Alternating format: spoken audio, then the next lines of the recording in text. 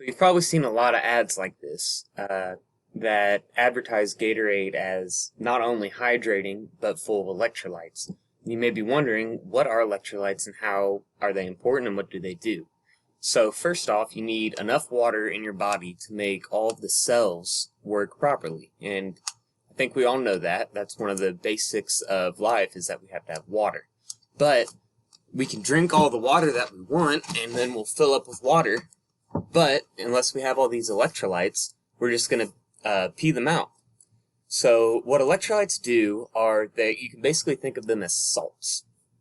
And just like if you had salt on a table and poured some water in it, that water is going to be sucked up into the salt. So basically the salts, the electrolytes, act like sponges in parts of the body that suck the water into those parts of the body. So you have all this water that you just drank, but you want it to go to, say, your arms and your legs and all of the things that are making you sweat because you're just using all of this energy on all of these parts of your body.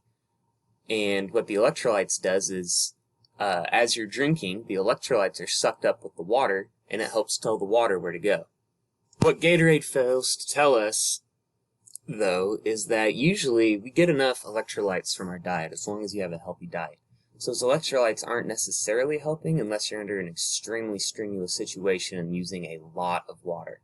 That's not to say that this extra electrolytes would hurt you if you drank them, but there is a point where if you drink too many electrolytes, you can start to have problems. And these problems can be mild, such as diarrhea, dizziness, vomiting, but they can also lead to kidney failure and liver failure, since those are the areas that filter your blood and ultimately help to make your urine.